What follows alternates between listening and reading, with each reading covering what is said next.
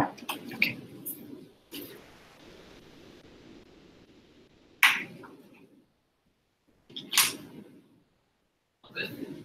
Nice. Prime Minister, in here.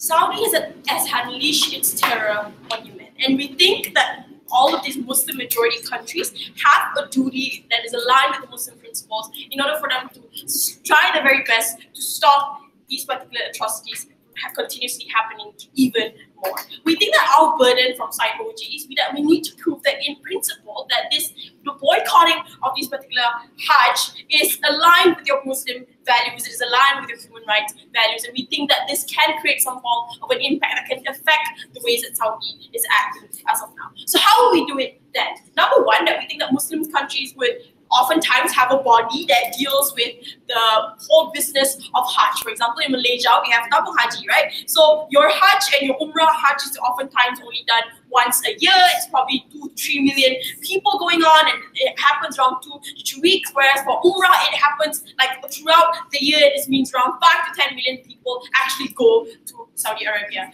every year. It is a multi-billion industry that only is exclusively to Saudi Arabia. And we think that this can happen pretty well when Iran and Turkey have done this also, and Saudi has actually listened to them. This happened a few years ago. We will do this continuously until they stop, and we think it is likely, we'll tell you later why. And we're okay also until they are willing to actually negotiate and maybe even bring UN peacekeepers or whatnot. We think that that's fine, right? But before that, sure. So are you still going to trade with Saudi Arabia? Are you still going to engage in business transactions with them?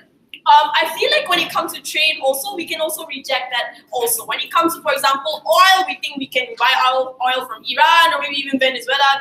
I heard they're selling it for pretty cheap anyways, right? We think there are better alternatives for us to do, and we can do that. So how horrible is it in Yemen as of now? Number one, war, literally people are starving. Cholera, this particular disease is at large, and this is all due because of Saudi. That literally there was not much. There was not even a conflict before Saudi literally came in, stamping in their particular boots and causing all of these atrocities, right? They're actively blocking aid, which means that, and also actively bombing civilians, creating an active starvation that with no particular escape. And nations surrounding this particular country is also suffering when people are trying their very best to flee and actually continuously live. It is a civil conflict that never actually particularly even had a conflict in the first place.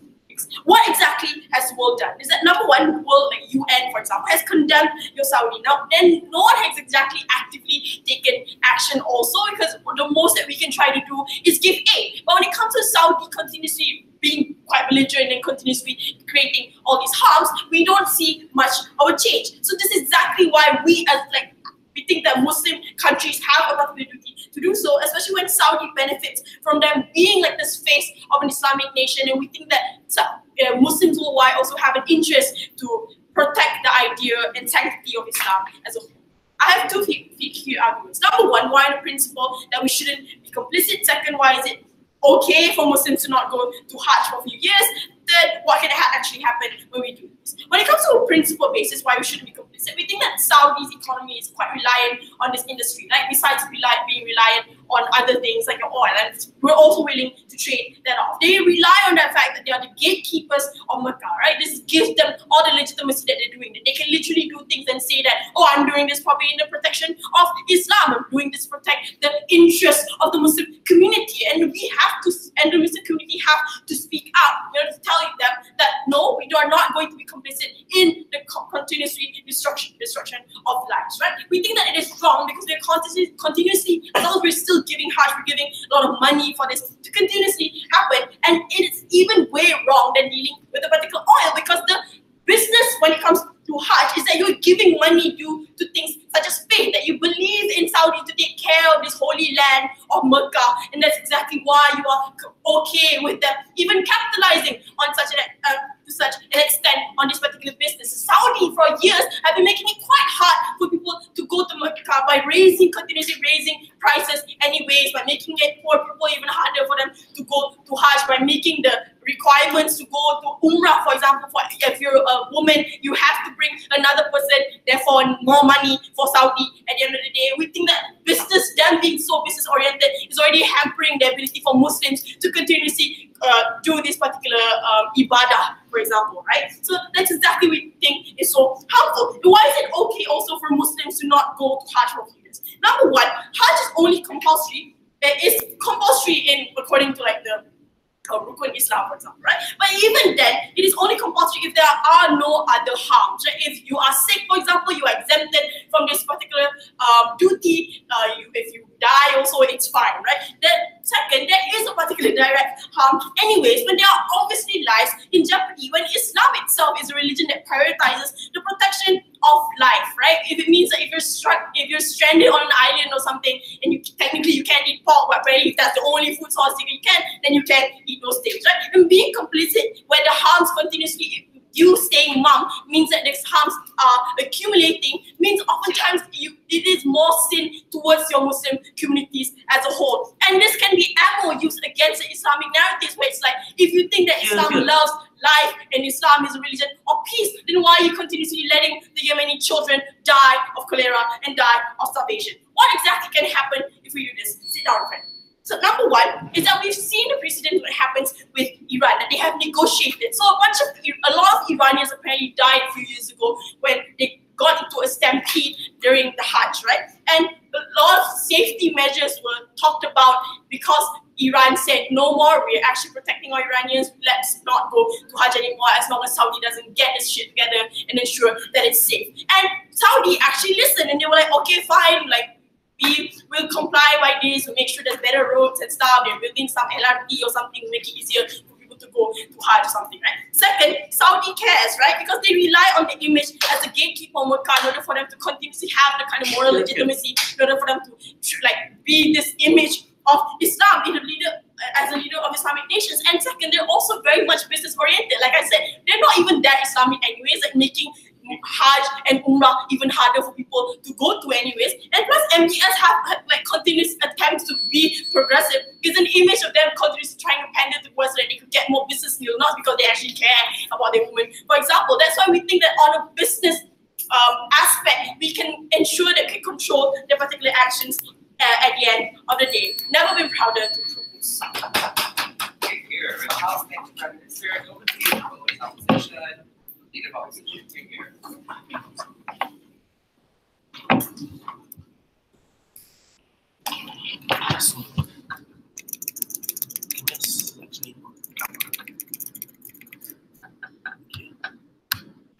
Oh, no.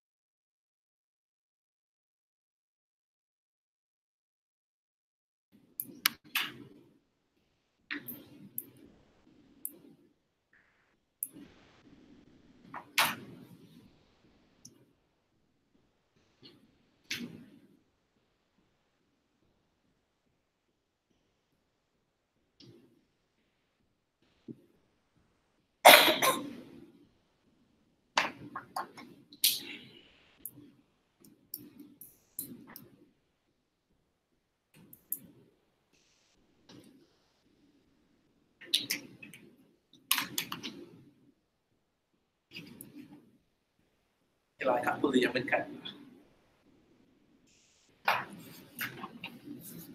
Sorry? Oh yeah, it's on.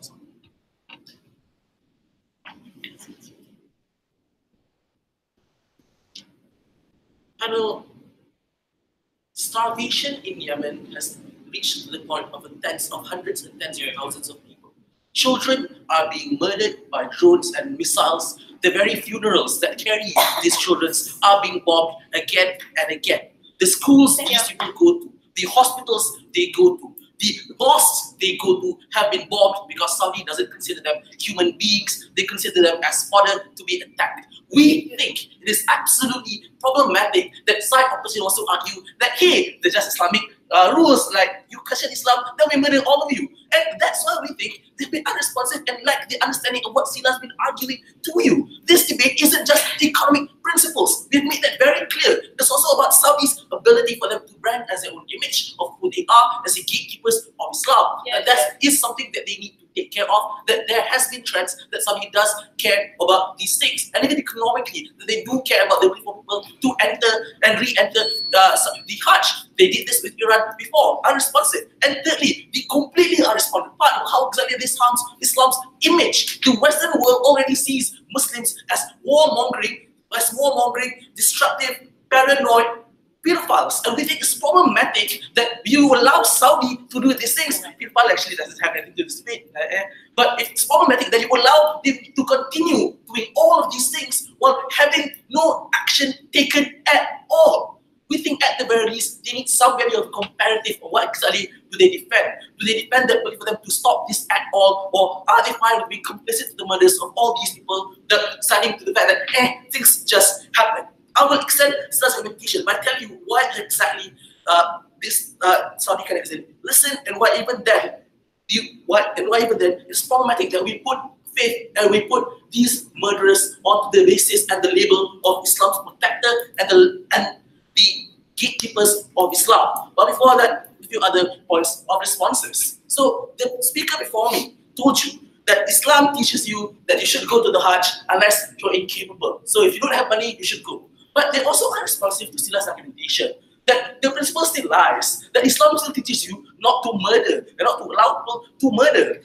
Therefore, if you going there is complicit and based upon the fact that your Hajj is built on the deaths of tens of thousands of people in Yemen, then there is a problem, that the ability for you to go to Hajj is supported and dependent on the same people who murdered these people. They are still problematic. If you are truly desperate to go somewhere, go to Jerusalem. Pretty sure the Palestinian people need more money and need more aid for you to go and help them anyway. But even then, we tell you that the states can still sell to their people that this is a jihad for you to do so. They still need to protect the rights of your fellow Muslim brethren. We are okay with them taking away all of these deals. But even then, this left to me, there is some economic harm. There is some value of you losing abilities for you to make trade deals. That you do lose some value of not being able to enter new markets and invest in certain nations. That even then, we tell you, what else did speaker for me argue? They also told you that this is conflict because of the Sunni Shia influence, that therefore it's legitimate for Saudi.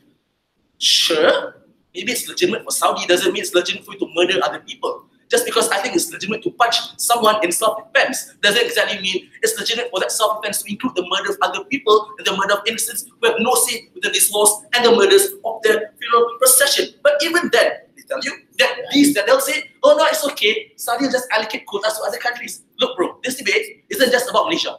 This debate is about all other Muslim nations working together. We told you Turkey's already done it, Iran's already done it. If you include Malaysia, Indonesia, that's at the very least 300 million Muslims. That's a third of all Muslim populations. We don't really think they can do that. But even then, if you include all these countries, legitimately, we still can. And even then, it's a principal belief that they have to defend, not just the economic argumentation. Before I move on, closing. So then you have to suggest in what capacity does an average Muslim here in majority countries have in changing the foreign policy of Saudi Arabia? You need to suggest how likely MBS would think that given it's a proxy war, it's likely going to change his mind to not go to war. Okay, so here's how I deal with that, because that's what I will extend anyway. So first, has there been trends of analysis of when nations have done this and boycotted the Hajj, and have they forced Saudi to negotiate? Let's look at what Sila told you. The 2012 stampede of hundreds of Iranian Hajj goers We told you that in 2012, the moment these people died, that Iran boycotted these people, did not allow the Iranian people to go to the Hajj for 2 years. What did that mean?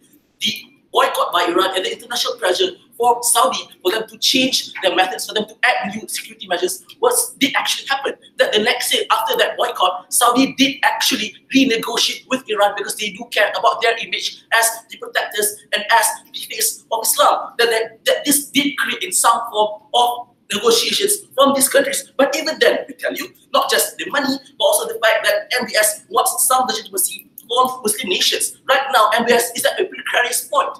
If he starts to lose money, if he starts to lose legitimacy from the Hajj, this means greater power and ammunition for these clerics and the conservatives within Saudi Arabia to give ammo to attack him. But even then, we tell you that issues like the murder of the journalist Khashoggi right now means he's using multiple threats and attacks. That the international pressure of the murder of this journalist right now means Saudi has admitted to killing this journalist in Turkey. The ability for Turkey to pressure and the international community to pressure him does exist. But even then, we tell you that this debate doesn't just lie upon the economics or the principles of Saudi Arabia. It also applies to the principles and the symbolism of Islam in itself. We tell you that faith should not be placed on murderers and child killers. That for those who believe in Islamic ideals, you should not allow and be complicit for those who flout Muslim ideals while at the same time destroying the very same mosque they want to argue, killing the same Muslims that they say they want to defend. We tell you, money is not just the main issue, but the issue is the gatekeepers of Islam is literally killing innocents. Let me tell you that you need some value of solidarity from the entire Muslim community to tell people that, hey, we are against this, that we are against the murders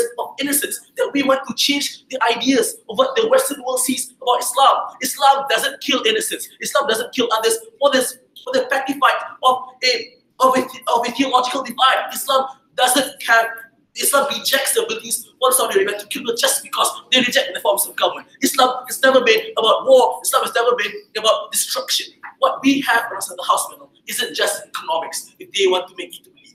We also fight for the ability for us to not be principally complicit to the murders of others. We tell you that there is some economic harm, but we also have the harm of Saudi Arabia's image as the gatekeepers of Islam. We also tell you that it's also important for you to do this to protect the image of Islam as a peace-loving religion and not the murderous, child-killing religion that they have. Thank you. You're here, Council Knights, name, 5 minutes there, how to conclude the opening comment of the case, Council Knights, Thank you.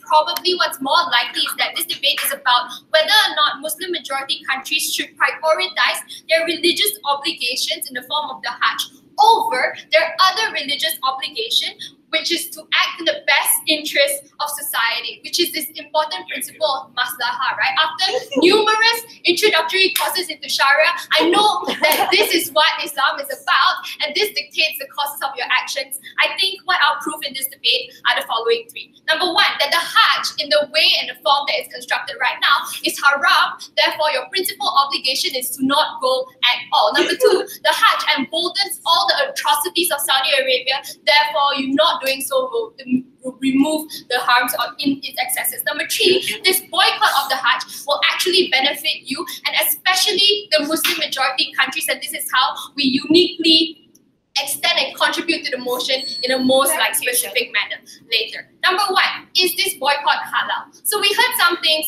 from OO about how, you need to do this to be a complete Muslim. Any sort of exemption can only be like if you personally are incapable of doing these things. But we think, right, that this personal incapability is something that is also restricted and determined by the laws of the land and the laws of Islam as well. Meaning to say, if you're too poor to afford to go to the Hajj, you're not allowed to, for example, steal money in order for you to become financially capable of going to Hajj. And the principal reason why this is so is because you stealing that is haram against Islamic principles, is haram to the benefit of society. You incur harm in order to further your own religious priorities. That's something Islam does not accept. Therefore, this means that your capacity to perform the Hajj is dictated by the effects of you performing the Hajj upon society. If your Hajj pilgrimage is one that is contributing to excesses of harms imposed and oppressions in other places of the world, that is not halal, that is a harm in that you do not have an obligation to do that. Number two, they told us about how this is a threat to your own religion, therefore it's legitimate actually for Saudi Arabia to do these things, therefore there's no obligation for this to have anything to do with the Hajj. We don't think that that's true. Shawin pointed out in a POI that Muhammad himself was very merciful even when they waged that war to recapture Makkah. That means he protected the Jews, he made sure their sick, their infirm, their elderly were well cared for, he treated their sick. This is because the priorities of Islam is always to allow non-believers to live in peace amongst you. It's because it's a religion of peace. That means that necessitates that all of these harms happening in Yemen are exclusively Saudi Arabia's political agenda. It has nothing to do with Islam. As a Muslim country, you do not have any obligation to condone or stand in silence with these things. I'll take one for closing. So states are also compelled to give individual autonomy to individuals to perform religious acts. Why is the state's right of political strategy more important than the individual autonomy of a Muslim to go and get spiritual fulfillment? Yeah, but the first response still applies, right? If you're doing this imposes harm, it's haram. That means you should not have the individual autonomy to do this by Islam's logical sense. Anyway, but the second thing I'll talk to you is about how they said basically you can still go for the Hajj and still oppose Saudi Arabia's things, but you actually can't. This brings me to the second thing I'll prove, which is how the Hajj emboldens Saudi Arabia so much. So I think you heard a lot about how money is a big factor. I'm going to move beyond that, right? I think more importantly than money, because it's true, Saudi can get money from a lot of other things. What they cannot get, though, is the unquestionable impunity by them being the sole patronage of an unquestionable pilgrimage, which is the Hajj. What this means is that them being in sole control of this quota of who can send how many pilgrims to Hajj every year, and everybody wanting this so damn badly, is what makes them think that they have so much leeway and leverage to abuse their powers. The financial corruption in terms of Hajj mismanagement of funds, the oppression to their own people, like how they oppress and shut down freedoms of speech, like CC, Jamal, Khashoggi, rest in peace. But also how they're so coercive to other forms of Islam elsewhere in the region, how they spread Wahhabism and stamp out other sorts of Islam, or the hegemony that they hold in the OIC, the Islamic Council, right? All of these things were supposed to be for the Muslim plight and equitable discourse talking about problems that the Muslim world faces. You can't do that because half your problems were started by Saudi Arabia and they hold the control in that thing. This means Hajj and your support of Hajj and and their knowledge of this enables Saudi Arabia, and it disables any sort of opposition. Iran tried, they got cut off, then they conceded, right? We think this also makes all countries complicit to these excesses because you know of it, you keep silent because you want to protect your own interests. It also makes you hypocrites because you stand up against things like the oppression of the Rohingyas in one corner of the world, but you see exact or similar or worse sorts of oppression elsewhere, and you stay silent because they're victims of, unfortunately, Saudi Arabia. You picking your victims, that makes you a bad Muslim. In the eyes of the world, we also think it's bad. Why? Because this tells the world that you are okay with standing by oppressions to punish your minorities. It makes them believe more so that you are exclusionist and insular and not open to peaceful coexistence. Therefore, I'll move into the last thing I want to talk about, which is how this boycott actually benefits us. We think that most importantly, sit down, we send Saudi Arabia a message. You do not hold the Muslim faith at ransom. You do not have impunity. We think that us banding together against our oppressors has always been an Islamic stance. That's why we came up with the OIC. But this also stands because even if the oppressor is one of our Muslim brothers who is holding the faith of all other Muslims at ransom, we do have an obligation to band together and stand up against that. This is important because it emboldens minority Muslim voices within the Islamic world. It increases the actual freedom of speech. We must call these things out. But second level is how we help Yemen. We think that even if we can't make Saudi retract these things, we can influence their other more reasonable allies like Britain, like France, like Canada. We send them a message of how much we are opposing this. And if we Muslims don't think that Islam is an excuse to do these things, you secular countries have no more excuse in order for you to support these things. Our silence enables them. We need to stop them and speak up about this. That is our obligation. But thirdly, we want to talk about Muslim majority countries. In our countries, we think that a lot of domestic relations with our minorities and our mixed like policies and discourse, we think that this is affected by the way we pronounce ourselves, right? That means a lot of Muslims say, you must be grateful because you're a minority. You just take what you give, what we give you, follow what we want. We think that when you do this, you reassure all these minorities in your midst that we are not here to oppress you. We want the best for you. We will protect you also. This is very meaningful for these countries. Thank you. Yeah.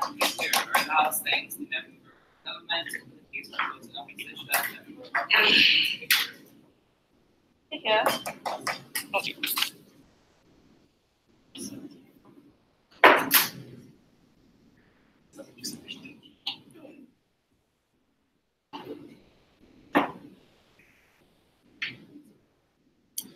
If there's one person you need to change the mind of, it's Mohammed bin Salman. And so far from opening and closing government, they haven't suggested to you in what ways and what kind of external pressures that would lead to Mohammed bin Salman changing his mind.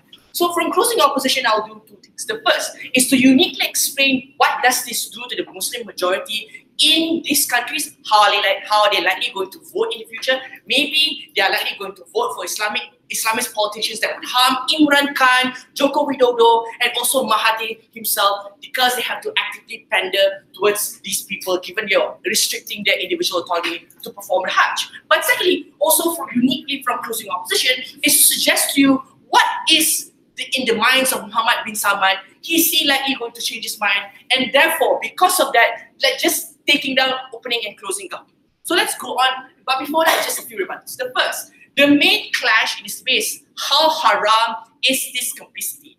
I would suggest it is not, because of a few reasons. One, like there are other external factors that could contribute to the war perpetuating, i.e. the fact that it is a proxy war between Iran and Saudi Arabia would mean that given the fact that Iran sees Yemen as a vassal state, that is extremely important to maintain support in the Middle East, and there is no sign of Iran dropping that importance, we see that the war will still perpetuate anyway. Like the fundamental reason why the war is perpetuating is because both sides are not giving up about how important Yemen is to their cause. So if these things are not happening, the war will still happen even if the boycott exists. But second, the reason why Iran is likely going to prioritize the control of Yemen right now is because of two things. The first is the fact that they are losing allies right now. Hezbollah is losing power in Lebanon.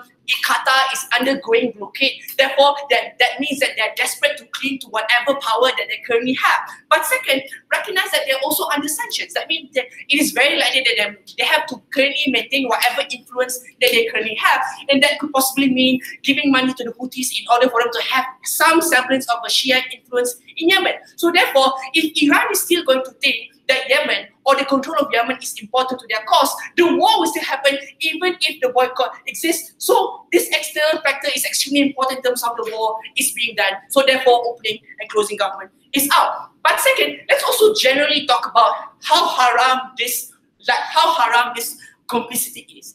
Because they need to explain capacity, right? This is an individual Muslim, let's say 300 million of them, thinking to themselves that they can deny themselves the individual obligation to perform Hajj. Most of them are probably capable of doing so. The fact that remains is that Islam doesn't have a central authority. Sure, Saudi Arabia may hold Mecca and Medina, but some of them do not still think that Saudi Arabia is the beacon of Islam. So we think that image isn't necessarily an important consideration in this debate, because they need to suggest how is it likely that Islam is being driven primarily by Saudi Arabia. But it's also antithetical to most of Saudi Arabia's interests about Islam, right? Firstly, they are friends with Israel, your sworn enemy. They make strategic interests all the time, i.e. pandering to the West in order for them to maintain influence in the Middle East. So they are not exactly the beacons of Islam. As you said, I don't know, Saudi Arabia engaged in a blockade with Qatar because they recognize Qatar is close to them and Qatar are friends with Iran. Also, maybe because they killed Jamal Khashoggi and expect to be able to get away with it because they're so in coddle with Trump when it comes to the billion-dollar arms deal that they're currently in. Or maybe because they kidnapped the Prime Minister of Lebanon and forced his resignation on him, who suggests that ultimately Saudi Arabia just doesn't care about external pressures, even from Muslim majority states, because this is a guy who wants to stay in power, who's already imprisoned most of his political enemies. So therefore, MBS is not going to flip as what opening and closing government would suggest. So therefore, they need to uniquely explain how does this pressure will likely translate to him changing his mind. Because ultimately, the source of Mohammed bin Salman's power isn't within the support of Muslim majority states, because he can move that way and actively pander to how he's likely going to control the Middle East. He can still go to the West, they will still give him arms, and therefore, uniquely, he's less likely going to change his mind. So therefore, the reason why this argument is important, because this is the actor you need to actually care about. He's the guy who makes all of the decisions in terms of how Saudi Arabia foreign policy is supposed to look like. Maybe he can cut down on oil production that will ultimately harm the world's economy. He has done that track before when the US wanted to impose sanctions on him. Uniquely, that means if he doesn't change his mind, nothing will happen from opening government and closing government. Azim.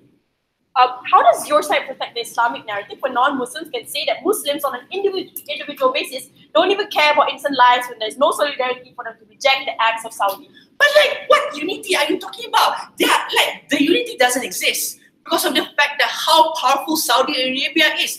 Everyone recognizes Saudi Arabia to be the power head in the conflict between the Sunnis and the Shiites. What's the comparative, right? Saudi Arabia is likely going to think that Muslim majority countries are against them and implicitly supporting Iran. And the implicit support of Iran would mean a lot of things. One, that possibly you could lose diplomatic and economical ties. That is very important in countries like Pakistan and Bangladesh, who are Muslim majority countries to begin with. But second, uniquely also, you will still perpetuate the wars in Yemen, because now Saudi Arabia is more desperate to maintain whatever power they currently have in the Middle East. If all of his Middle Eastern neighbors are not currently in support of Saudi Arabia will be forced to perpetuate the war because they need to cling to whatever power they have. MBS will have to really make that bad decision. But second unique extension is to talk about how likely this will harm leaders like Joko Widodo and Imran Khan. The Islamists in these individual countries are likely going to play on the rhetoric of the state taking away your individual autonomy to profess your own religion. They are likely going to lobby in order for them to be able to get into power in the next election, for example. This has happened in Indonesia when Joko Widodo is under pressure to elect a more conservative Jakarta governor, or Imran Khan actively having to pander towards the PTI and the military in order for them to be able to maintain Islamist rhetoric in Pakistan. What is likely going to happen in the interim, you're likely going to see the rise of Islamist politicians getting into power and ultimately affect how the way Islam is represented in these individual states. You are likely going to have more inclusive policies towards women. You are likely going to see the change of foreign policy that ultimately benefits Saudi Arabia because you have changed the internal politics of these Muslim majority countries. What could possibly mean is that the rhetoric of violence will perpetuate and Saudi Arabia will have to lock in power because Saudi Arabia is likely going to support these people in these individual states through donations never been so proud to oppose. We could have things off and case because the government has been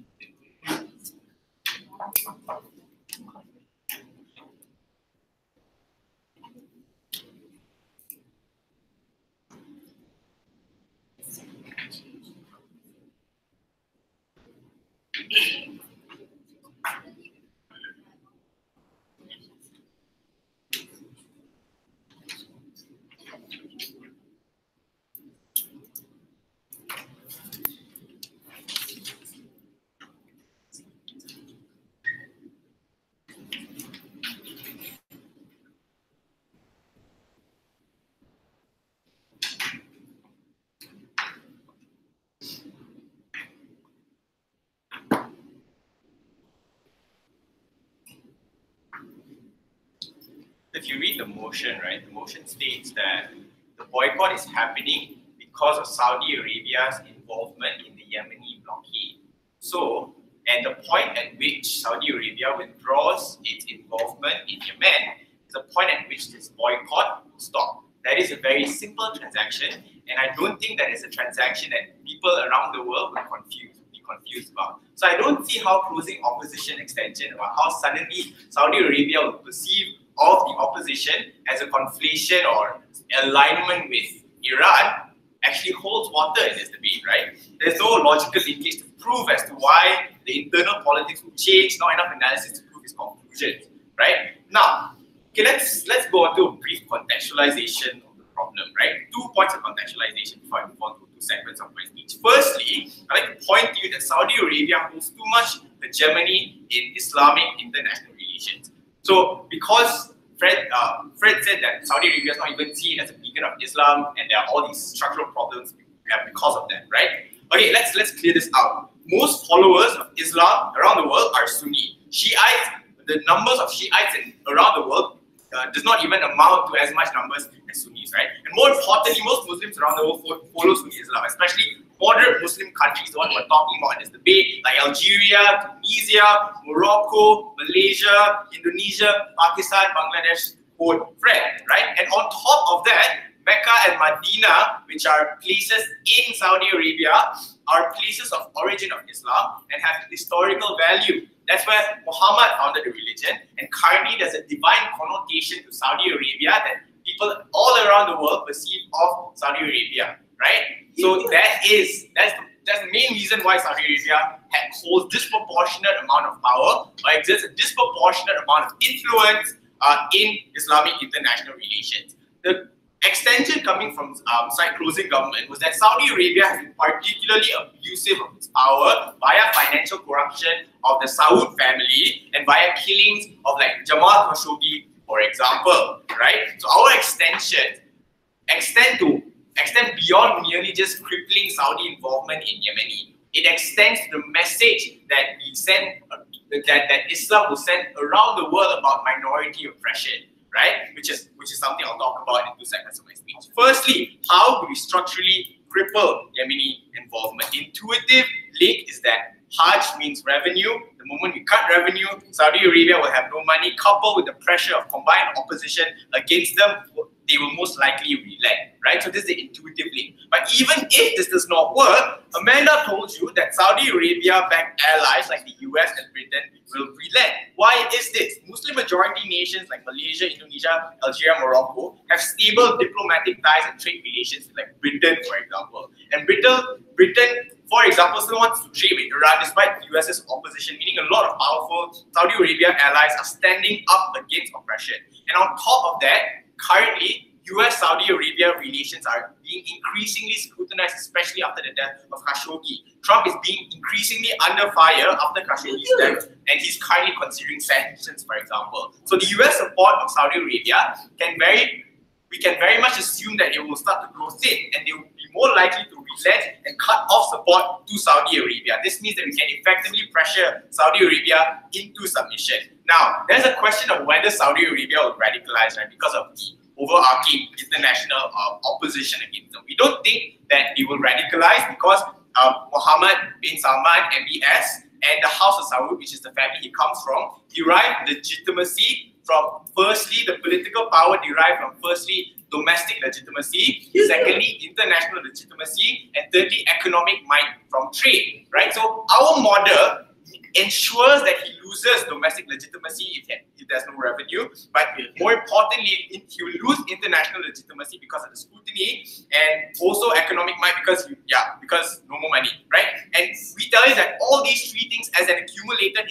incentive structure is enough of an incentive structure for Saudi Arabia to stop the blockade. Now, secondly, even if you don't believe me that this will structurally cripple Saudi Arabia's Yemeni involvement, let's talk about why the Muslim majority nations must resist against evil, and this is a principal point that the opposing government brought up, right? Now, and there was a discussion about the hierarchy of priorities that Muslims should value, like what should they value? Because our opposition said that they should value religion over saving lives. This is exactly the problem that closing government wants to tackle, right? Because they tell you that religion is to enact peace, and life is the root of everything else, including religion. And spiritual enlightenment via pilgrimage to Hajj and Umrah in midst of massacres happening in Yemen is not or never true spiritual enlightenment. If it's true that people truly don't care, we tell that Islamic leaders should take a responsibility to correct this very nature of religious people's behavior. This is the very problem of religion to begin with, right? Now, as leaders of Muslim majority nations, you have an obligation as a Muslim and as representatives of the populace to preserve the best interests of Islam. This means instilling positive perception to Islam and correcting misconceptions everyone else has over the nature of the Islamic doctrine, right? What does this mean? This means that we will have Muslim majority nations do this. This sends a strong message about the treatment of minorities in majority countries like Yemen, for example, right? That they should be treated fairly. Without this, the opposition against their Yemeni involvement will have its effects trickle down to minorities in their countries, right? So Malaysia's treatment of non-Muslims, Indonesia's treatment of Hindus, for example, right? Like we'll send a message, and with that, the Muslim majority nations will do it as a bloc, and when they do it as a bloc, it strengthens the image of Islam as a tolerant religion. It helps fight against the stigma of intolerance that the rest of the world has against Islam. What is the significance of this? The significance of this is that it puts Islam on a moral pedestal in religious wars, right? It instills the image that Islam opposes minority oppression, and this is a very important benefit. It gives Islam the ammo for Muslim nations to call out other nations that oppress Muslim minorities. Like in India, for example, where you have Hindu people harming Muslims. It allows Muslim majority nations to voice out against minority oppression because they're voicing out against the minority oppression of Houthi rebels in Yemen. We think this is a very important benefit that is exclusive to side closing government, and I'm extremely proud to propose. Here, right? House this is up with House not invites opposites with here.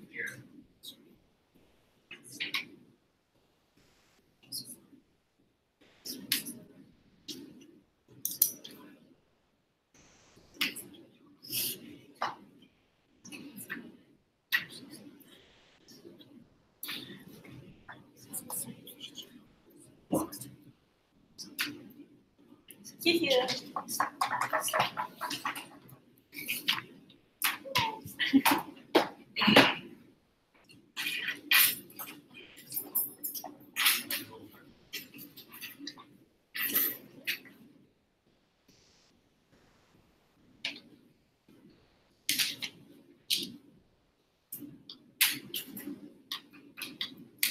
When Prophet Muhammad founded the religion, he made all the Muslims fled to Medina when he found out, on the balance of probability, it was unlikely for the new and fragile Islam to survive against the corrupt Mecca.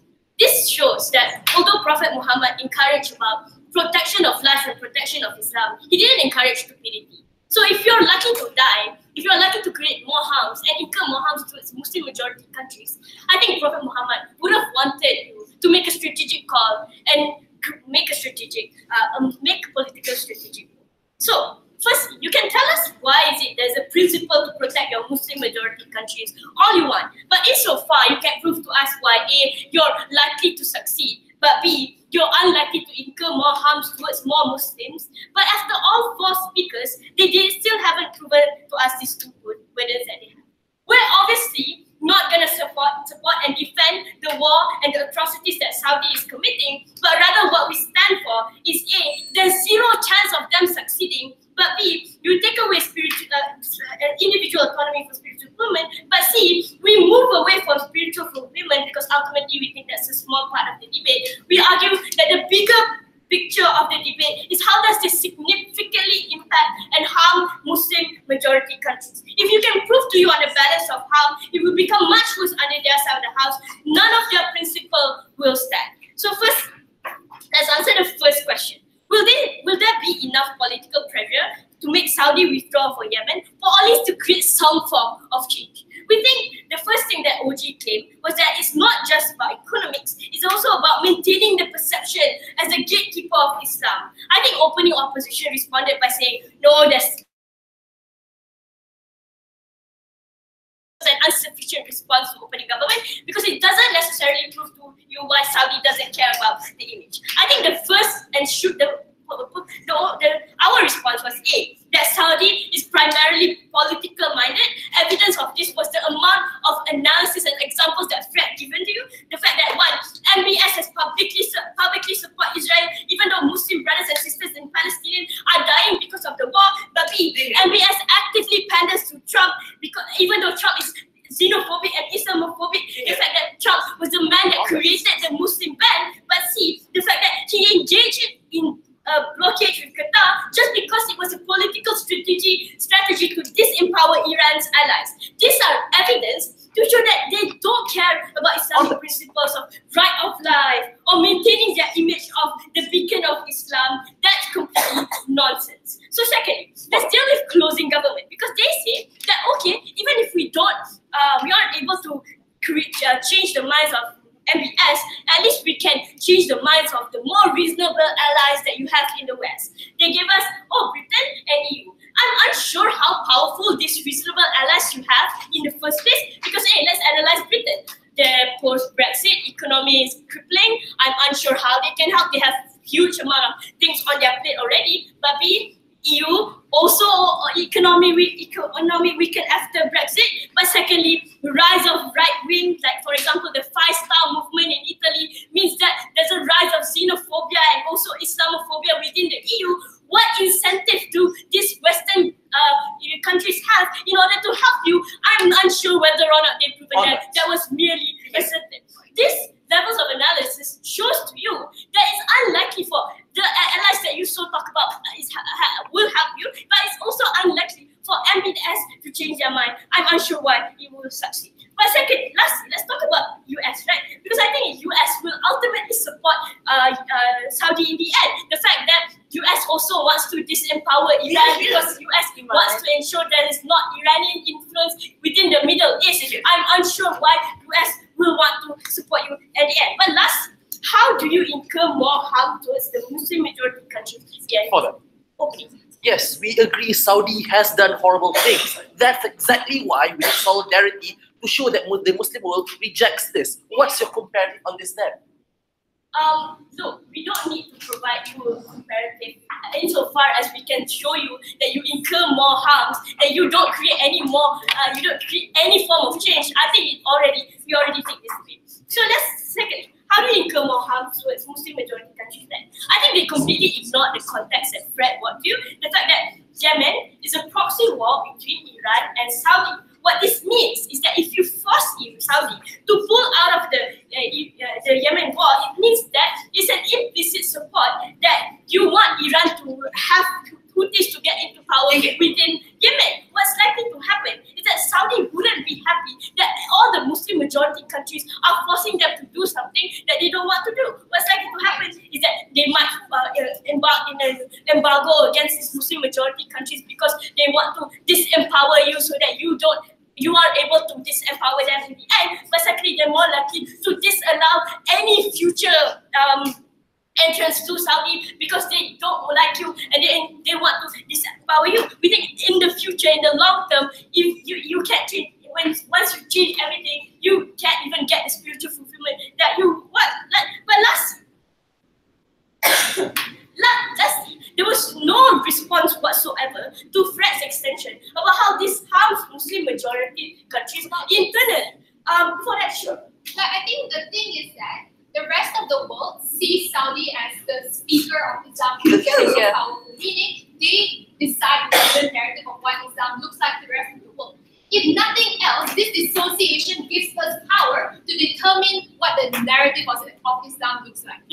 Look, I think you can determine the narrative without completely trying to disempower Saudi, like for example, publicly condemning Saudi. But at the point at which you completely disempower Saudi and completely going against Saudi, I think it's more likely for them to retaliate against you because they don't like you. But there was no response whatsoever to threats extension, but how this internally harms the Muslim majority countries. The fact that there's a rise in Islamist extremism within this country, it's more likely for them to use this as ammo for them to get support from the people. They're more likely to say that look at these countries, they're trying to go with your Western allies instead of going with Saudi Arabia. We think that's more likely for these groups of people to get more power internally and be able to garner more support internally within the country. At the very end of the day, you incur more harm because these parties are extremist parties that do not care fundamentally about your principles of Islam. They fundamentally care about extremist values, and we think you harm more people in the end.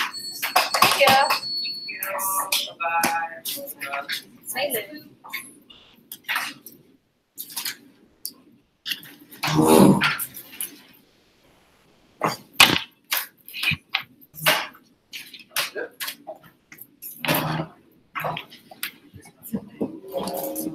Okay, we stop this. No, we're just leaving it. Just stop this. Good. Yeah.